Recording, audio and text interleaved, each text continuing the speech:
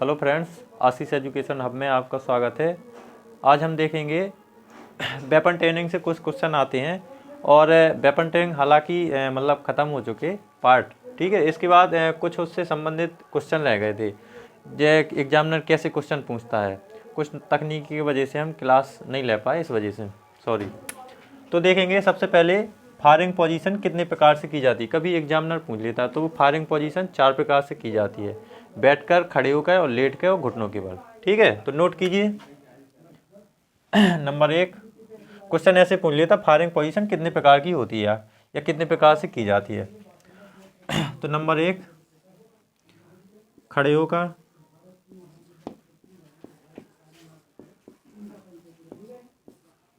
Number 2 बैठकर, number 3 घुटनों के बल,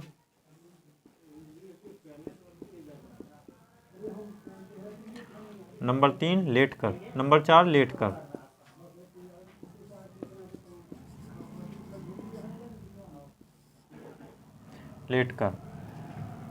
इसको इंग्लिश में बोलते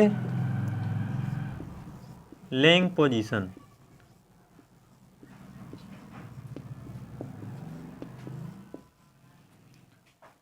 laying position.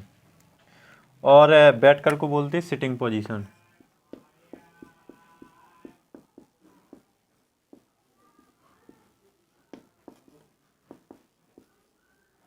Sitting position.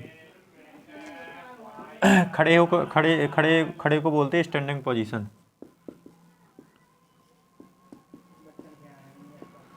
Standing position.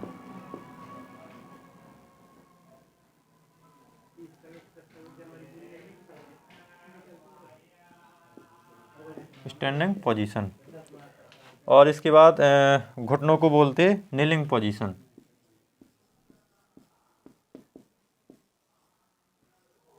Kneeling position.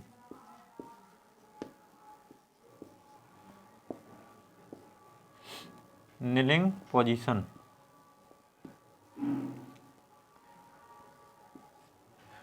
Mistake हो गया था इधर, IUN SIUN।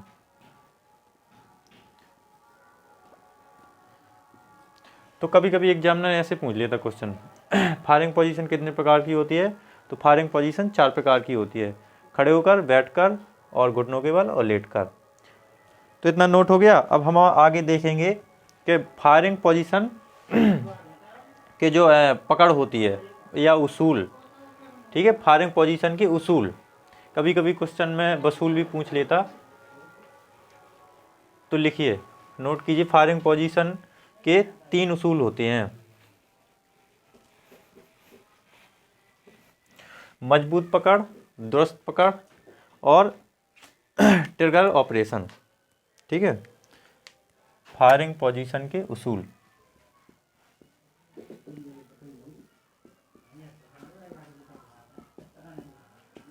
फायरिंग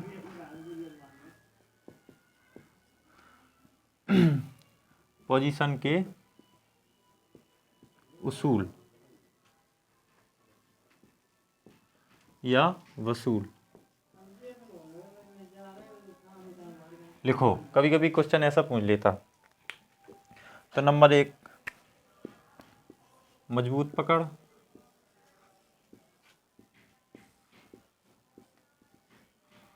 मजबूत पकड़। नंबर 2 दुरुस्त पकड़।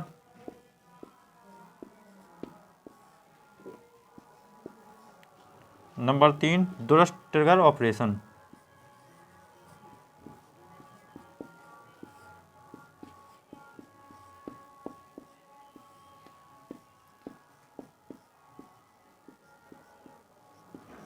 ऑपरेशन। तो कभी कभी क्वेश्चन पूछ लेता फायरिंग पोजीशन के उसूल लिखिए। तो 3 प्रकार के उसूल होते हैं: मजबूत पकड़, दुरुस्त पकड़ और दुरुस्त ट्रिगर ऑपरेशन। ठीक है, इतना नोट हो गया। अब हम इसके बाद आगे देखेंगे फायरिंग करते समय किन किन बातों का ध्यान रखना चाहिए। आगे क्वेश्चन नोट कीजिए। तो आगे क्वेश्चन देखेंगे। कभी कभी पूछ लेता फायरिंग पोजीशन करते समय किन किन बातों का ध्यान रखना चाहिए। तो क्वेश्चन लिखिए, फायरिंग के दौरान किन किन बातों का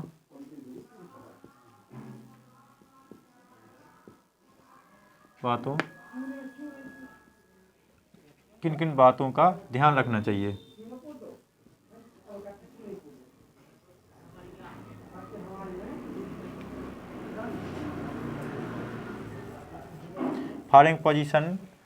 फायरिंग के दौरान किन किन बातों का ध्यान रखना चाहिए। नंबर 1, जब हम लोग फायर करते हैं, फायरिंग एरिया में जाते हैं, तो सबसे पहले 5-6 बातों का ध्यान रखना चाहिए। सबसे पहले हथियारों का निरीक्षण करना चाहिए ताकि कोई उसमें राउंड तो नहीं है, किसी को कोई डैमेज ना हो जाए। और इसके बाद जहाँ फायरिंग होती है वहाँ पुलिस को सूचना देना चाहिए। ठीक है। इसके बाद किसी संतरी को लाल ड्रेस में खड़ा कर देना चाहिए। इसके बाद और लाल झंडे का प्रयोग करना चाहिए। तो नोट कीजिए, नंबर 1, सबसे पहले हथियारों का निरीक्षण करना चाहिए। सबसे पहले नंबर 1, सबसे पहले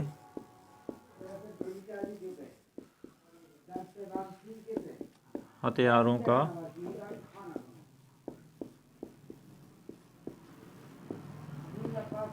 निरीक्षण करना चाहिए।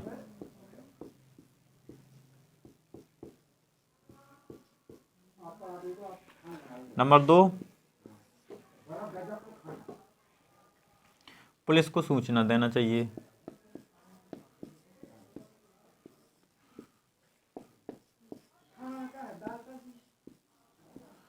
पुलिस को सूचना देना चाहिए।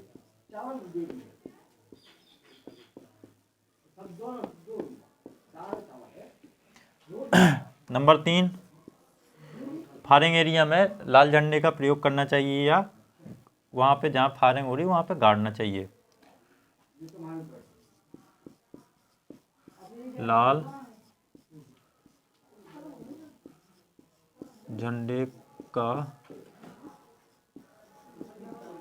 प्रयोग करना चाहिए।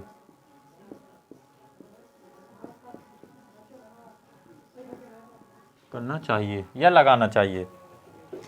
नंबर 4, लाल ड्रेस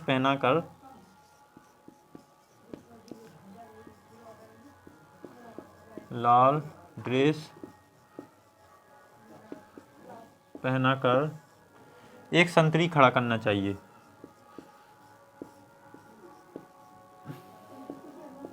एक संतरी खड़ा करना चाहिए।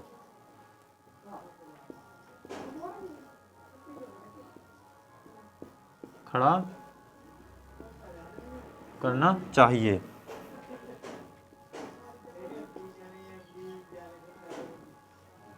ठीक है। नंबर 4 हो गया, संतरी को खड़ा करना चाहिए और किसी को वहां पर आने ना देना चाहिए। नंबर 5,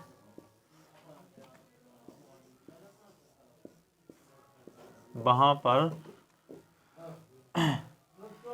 चारों तरफ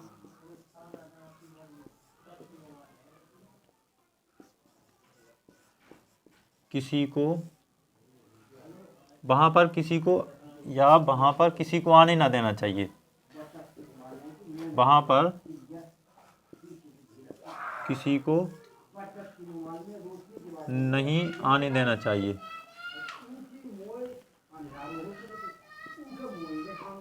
आने देना चाहिए। तो इतनी बातें ध्यान में रखना चाहिए फायरिंग करते समय। सबसे पहले हथियारों का निरीक्षण करना चाहिए ताकि कोई उसमें बुलेट या राउंड तो नहीं है ताकि किसी को चोट पहुंचे। इसके बाद जिस इलाके में फायरिंग हो रही वहाँ पे पुलिस को सबसे पहले सूचना देना चाहिए हैं।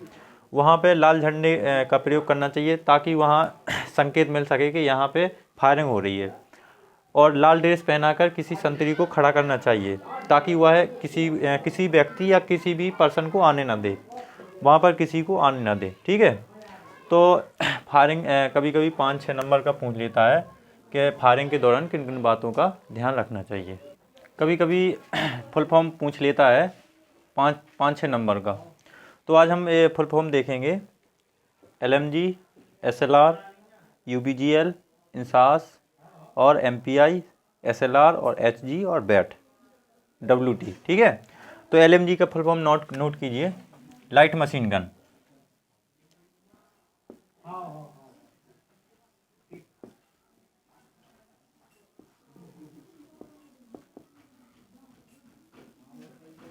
Light machine gun, light machine gun. SLR, इसके बाद SLR का होता self loading rifle,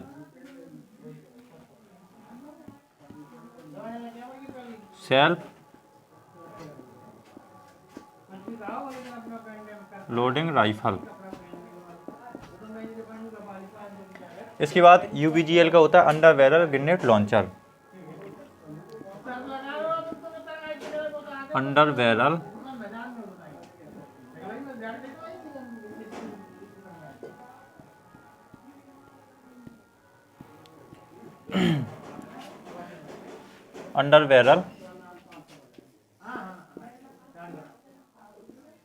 under barrel grenade launcher, UBGL का grenade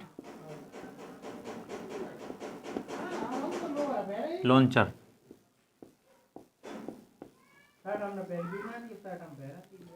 under barrel grenade launcher. इसके बाद इंसास राइफल का Indian new small arm system,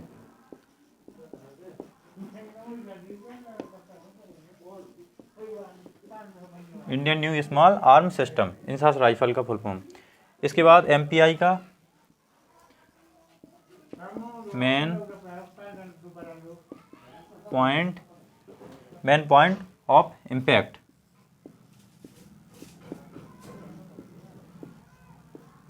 main point of impact. ठीक है, इसके बाद SLR, ये 2 बार लिख गया, सॉरी। इसके बाद HG हैंड ग्रेनेड,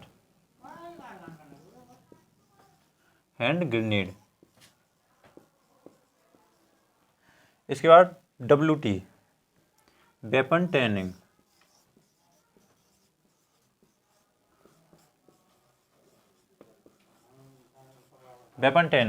तो इतने फुल फॉर्म हो गए। LMG का लाइट मशीन गन, SLR का सेल्फ लोडिंग राइफल और UBGL का अंडर बैरल ग्रेनेड लॉन्चर।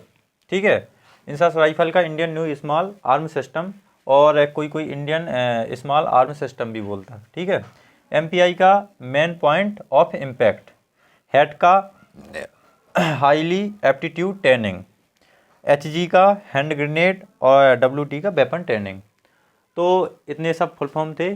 तो कभी कभी 5-10 नंबर में पूछ लेता, 5 नंबर में, तो नोट हो गए। ठीक है, अब हम आगे देखेंगे 5.56 mm इंसास की मैकेनाइज। कभी कभी क्वेश्चन में 5 नंबर में पूछ लेता, फुल फॉर्म नोट कर लीजिए। ठीक, तो अगला क्वेश्चन है 5.56 mm इंसास राइफल की मैकेनाइज लिखो।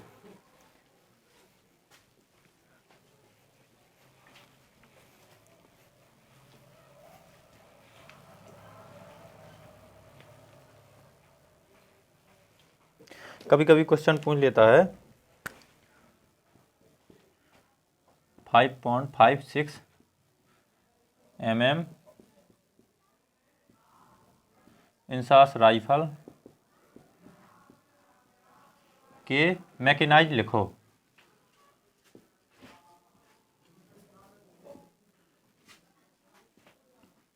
मैकेनाइज में मैकेनाइज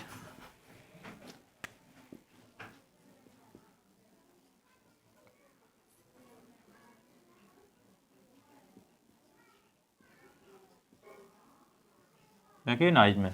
ठीक है, लिखो।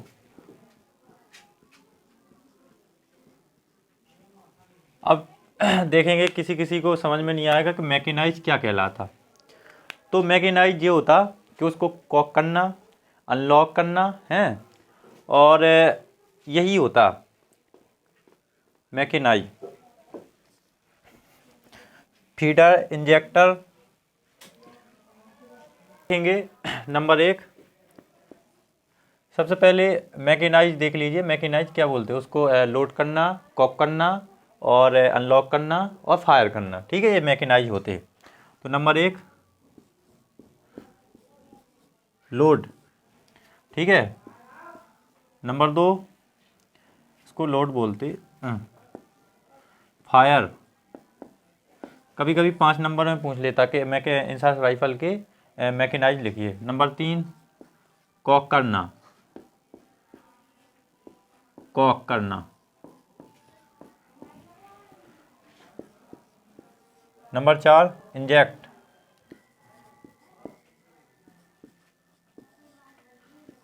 इंजेक्ट। तो इतनी सब चीज़ें होती हैं। और एक होता स्टैक्ड, स्टैक्ड।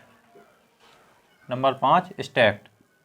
तो ये होती है 5.56 mm इंसास राइफल की मैकेनाइज। जैसे कभी कोई क्वेश्चन पूछ लेता है तो लोड, फायर, कॉक करना और इंजेक्ट। ठीक है, इट्टा बना, इंजेक्ट और एक स्टैक्ड। तो ये होती 5.56 mm इंसास राइफल की मैकेनाइज। ठीक है। अब क्वेश्चन कभी कभी ऐसा पूछ लेता है LMG में पढ़ने वाले रोग लिखिए। ठीक है, 5 नंबर का पूछ लेता। तो एम्पटी मैगजीन, अनफिट मैगजीन, और इसके बाद मिसफायर और हैंड एक्सट्रैक्शन और इंसुफियंस गैस। मतलब कि जब अपन फायर करते हैं तो अनफिट मैगजीन, जैसे कोई मैगजीन नहीं लगी वो अनफिट। ठीक है, मिस फायर या गलती से फायर हो जाए। ठीक है, और हार्ड एक्सट्रैक्शन। ठीक है, इंसुफियंस गैस, जो अपन फायर करते हैं तो उससे वो गैस निकलती है, तो कभी कभी उसमें रोग लग जाते हैं, रोग, या जैसे फायर नहीं होता। ठीक है, अब हम इसके बाद आगे देखेंगे हथियार साफ करने वाले कौन कौन से साधन उपयोग में लिए जाते हैं। ठीक है, कभी कभी क्वेश्चन पूछ लेता है कि हथियारों को साफ करने के लिए कौन कौन से साधन प्रयोग में लाए जाते हैं। हथियार साफ करने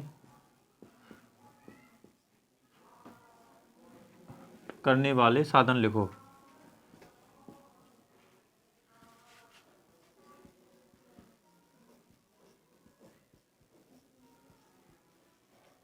साधन लिखो, साधन को लिखो, या कौन कौन से हथियार साफ करने में कौन कौन से यंत्र उपयोग में, मतलब कि साफ करने में लाए जाते हैं। Number 1 full through,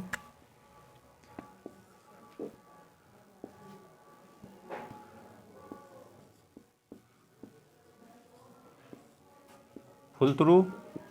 number 2 oil, oil.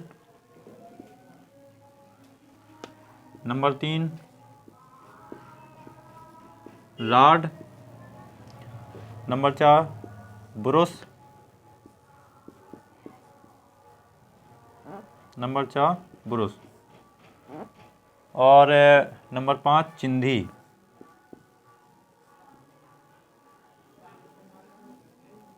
चिंदी। तो इतने सामान हथियार साफ करने, वेपन साफ करने में काम आता है। फुल थ्रू, ऑयल, रॉड और ब्रुश और चिंदी। चिंदी एक कपड़े की होती है, जिससे मतलब कि 3x4 का कपड़ा होता है, उसको फाड़ के इसमें फुल थ्रू में लगाया जाता है। और ऑयल ताकि उसमें कोई जंग ना लगे, और रॉड से मतलब कोई बुलेट उसमें फंस गया तो उसको निकाल सकें। ठीक है, अब हम देखेंगे इतना हो गया, नोट हो गया। अब हम देखेंगे विसर्जन और लाइन तोड़ में अंतर क्या होता। सबसे पहले विसर्जन कब किया जाता और लाइन तोड़ कब किया जाता। देखेंगे हम, कभी कभी क्वेश्चन पूछ लेता है लाइन तोड़ और विसर्जन में अंतर। तो सबसे पहले देख लीजिए, जो लाइन तोड़ होती इसमें सैल्यूट नहीं दिया जाता, ठीक है। विसर्जन में यदि कोई फील्ड पर या ग्राउंड पर अफसर है, ठीक है, या कोई सिपाही है, तो उसको सैल्यूट दिया जाता। यह लाइन तोड़ में ग्राउंड नहीं छोड़ा जाता है, और विसर्जन में ग्राउंड को छोड़ दिया जाता है, परेड ग्राउंड को, ठीक है।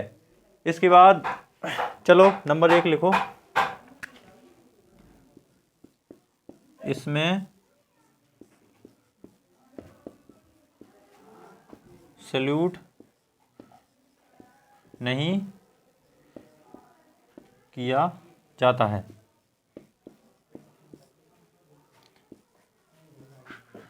इसमें विसर्जन में लिखिए नंबर 1, यदि फील्ड पर या परेड ग्राउंड पर, फील्ड पर अफसर है, तो लाइन तोड़ और विसर्जन में अंतर। सबसे पहले जो लाइन तोड़ होती इसमें सैल्यूट नहीं दिया जाता या नहीं किया जाता, ठीक है। और विसर्जन में यदि फील्ड पर कोई अफसर है, यदि फील्ड पर अफसर है तब दिया जाता सैल्यूट। इसके बाद नंबर 2, यह परेड को विराम देने के लिए किया जाता है, ठीक है। यह परेड को विराम देने के लिए, मतलब कि इसमें ग्राउंड को छोड़ते नहीं है, परेड विराम देने के लिए या मतलब थोड़ी रेस्ट देने के लिए किया जाता है। यह परेड की समाप्ति के लिए किया जाता है। इसमें विसर्जन में आदेश अगर कोई मिलता है तो परेड की समाप्ति के लिए दिया जाता है, ठीक है। तीसरा नंबर, लाइन तोड़ में ग्राउंड नहीं छोड़ते। जब लाइन तोड़ होती है तब उसमें ग्राउंड नहीं छोड़ते और ब्रेक के लिए लाइन तोड़ किया जाता है, ठीक है। इसके बाद विसर्जन पर परेड ग्राउंड छोड़ देते हैं, मतलब कि अब वहाँ पे परेड नहीं होगी। तो ये है लाइन तोड़ और विसर्जन में अंतर। कभी कभी क्वेश्चन पूछ लेता है 5-10 नंबर का, ठीक है। इसके बाद हम देखेंगे तो आगे देखेंगे क्वेश्चन, एक इन्फेंट्री सेक्शन में कितने हथियार होते हैं। तो LMG एक होती है एक इन्फेंट्री सेक्शन में हथियार, और इंसास 7 होती हैं, और 36 हैंड ग्रेनेड, ठीक है। इसके बाद 9mm CMG 2 होती, ठीक है। तो नंबर 1 कभी कभी क्वेश्चन पूछ लेता है, एक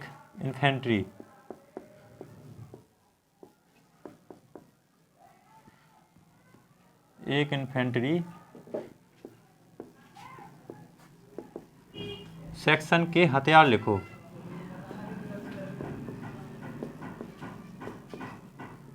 हथियार लिखो या वेपन लिखो,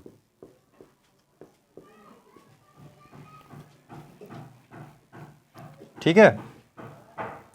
तो नंबर 1 LMG 1, ठीक है। एक सेक्शन में एक LMG होती है। Number 2 INSAS 5.56 mm INSAS,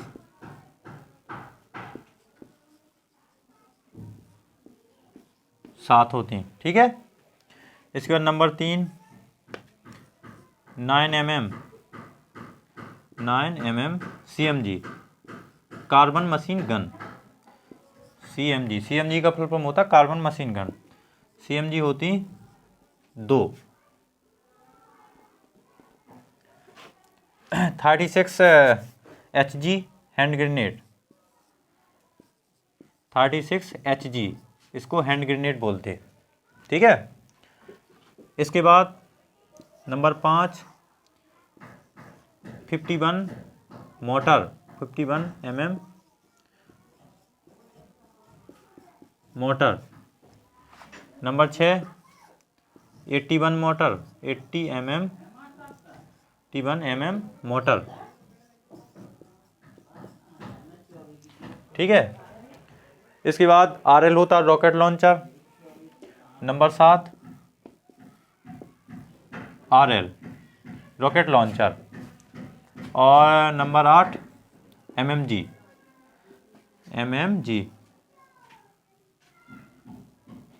might machine gun, ठीक है।